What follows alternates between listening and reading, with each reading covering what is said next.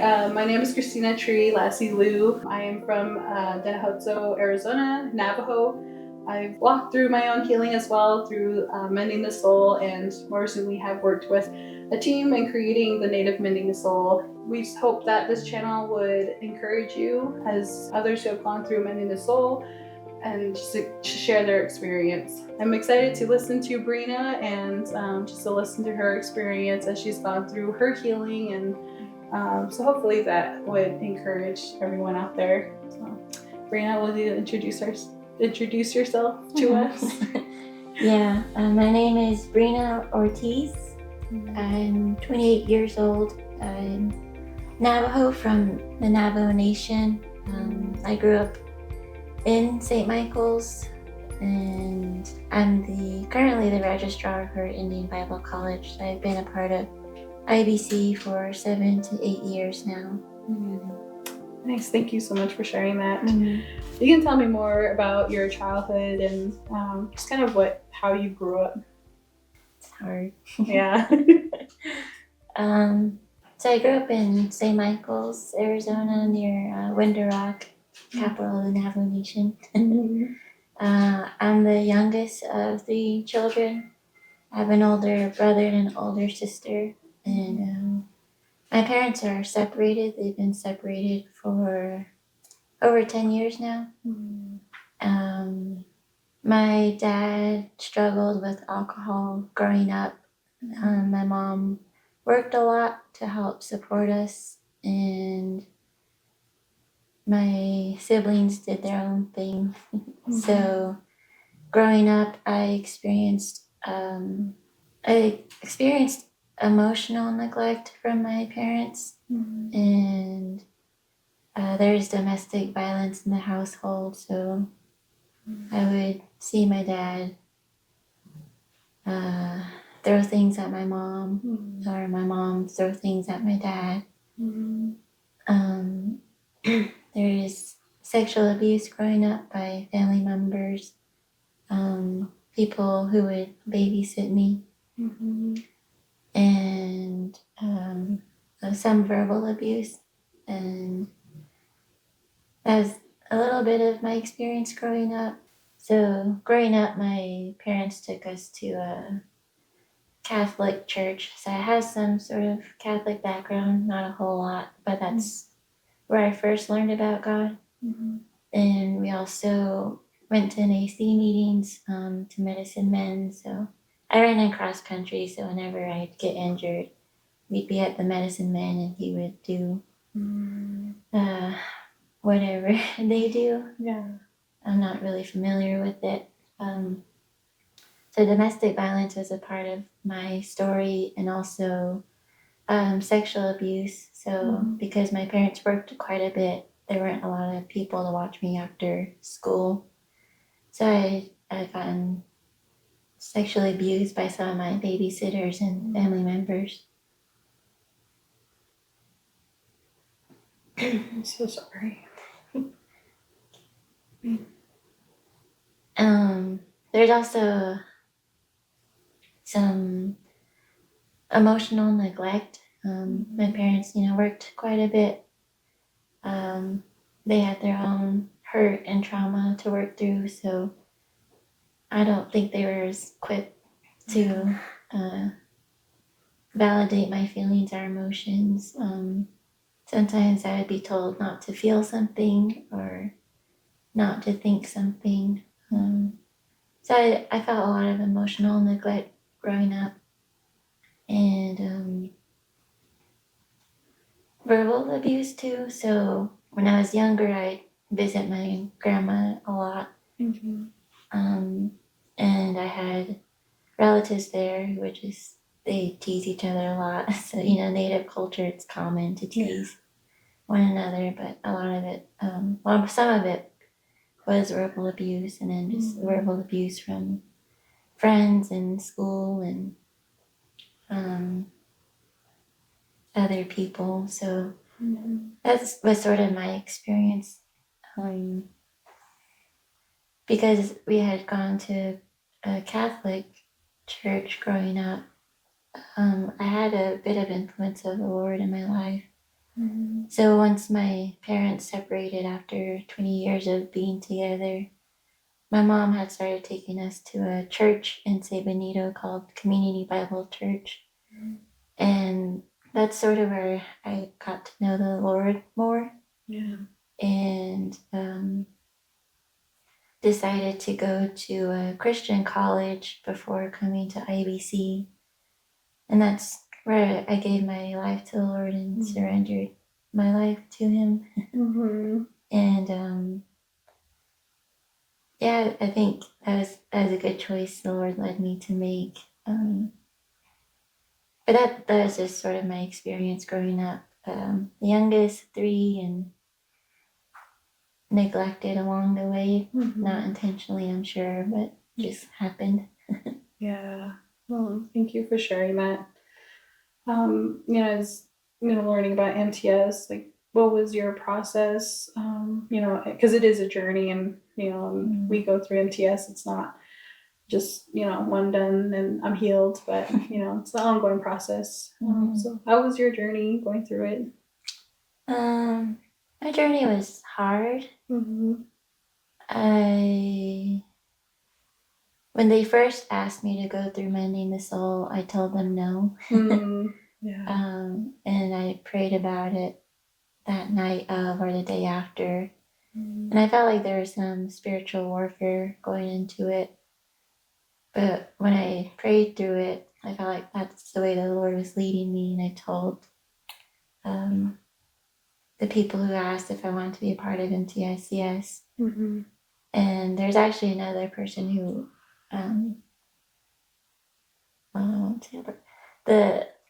I went and told the people, yes, that I'll be a part of MTS, and there's a spot that opened up for me that year, so I got to be a part of it. Okay. Because that wasn't the original plan, so I felt like that's how the Lord opened it up. But it was hard.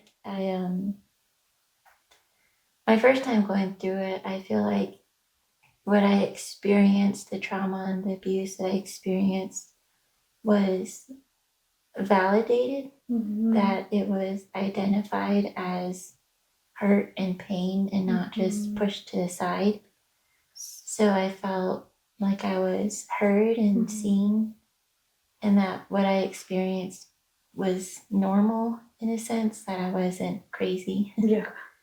So I think my process through Mending the Soul brought a lot of healing, and that I was validated, and what I had experienced, like the growing up with my family, was identified. Like, I couldn't tell you before MTS that it was emotional neglect or physical abuse or sexual abuse. Like, I couldn't name those things before Mending the Soul. So I think being able to identify those as hurt and pain really brought a sense of healing. And I think it also brought a sense of restoration, of restoring my identity in the Lord, in Christ.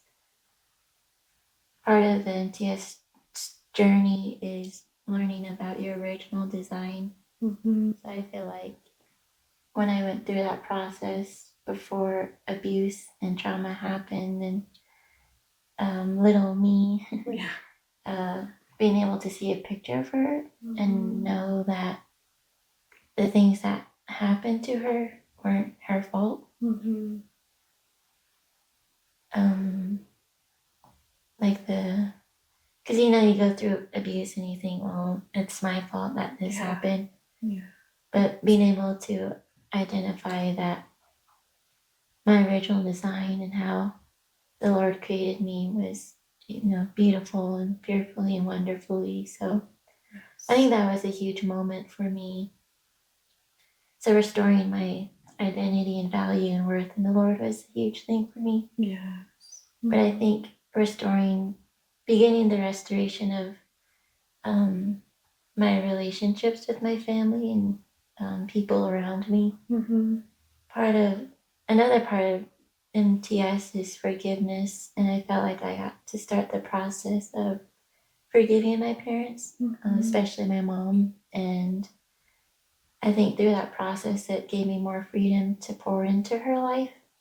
Awesome. And Yes. so being able to work through the hurt that I experienced without it being pushed aside or, saying don't think about it or don't talk about it, and bringing that into the light and feeling what I felt for so many years but stuffed was is hard, but it was good, and it was freeing in a lot of ways, because I think it helps me identify who I am in the Lord and helped me have relationships with my family in a better way. Yes. Yeah. Oh, that's awesome. Thank you so much for sharing that. It's really encouraging. So how has your relationship with God been now as you've experienced, the healing process and just even the journey of walking through it? I would say my relationship with the Lord is deeper. I really feel like He's become the father and friend and comforter that I've needed. Yes.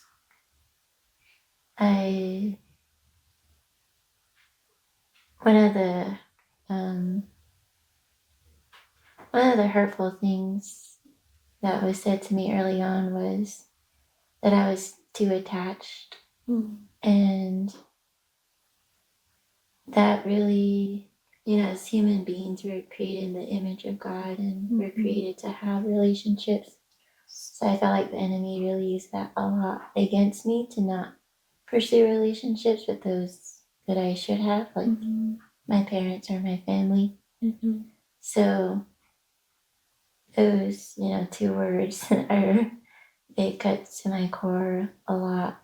But I know that going through MTS, the Lord showed me or invited me in to be attached to Him. And I think through that, He's really become the person that I confide in now, that knows everything about me, but still wraps His arms around me. Yes. And I think seeing Him as a gentle and loving God, someone who's for me and not against me, someone who is comforting me and caring for me, has really been just what I've needed. Yes. So I think through the healing journey, the Lord has just become more real to me, and more of a person to me, rather than, someone distant and far. Yes. So I think seeing Him as someone different than my experiences has really helped a lot. Oh, thank you so much for sharing that. That's beautiful. And I'm, encouraged and just moved by what God has shown you, and just, taking you through the valley and the cliffs of it, but bringing you back up and restoring a lot of what, the enemy wants us, to not accept who we are in Christ, or accept Him as a loving, close God. So, what advice would you give to someone who is beginning to confront or navigate their own past trauma? My advice is that it's going to be okay. Yes. I think that it is going to be hard and heartbreaking, and I think anyone in MTS journey wants to run. But I would encourage them to persevere through it, and to allow the Lord to meet them in those deep and dark places that they probably tried to let others in, but it didn't go so well. Yeah. But taking the risk to let the Lord in. Yes.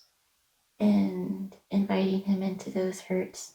Mm-hmm. And not just to feel hurt or not just to be hurt again, but to really heal through it and begin to find healing and freedom and confidence and support through it. So I think it's worth it. Yes, it sure is. Yeah, it really is. And just to see the change in that in you, and it's just encouraging to see the redemptive story of the restoring of your mom's relationship. And yeah, thank you for sharing that. Hopefully encourages those who are going to be walking through their own trauma, and that they're not alone as well. So thank you. Thanks. Thank you. Yes. Well, thank you so much for taking the time to listen. And if you would like to learn more about the Native Mending the Soul, you can call Indigenous Bible College at 928-774-2655. And you can also visit the website mendingthesoul.org. Thank you.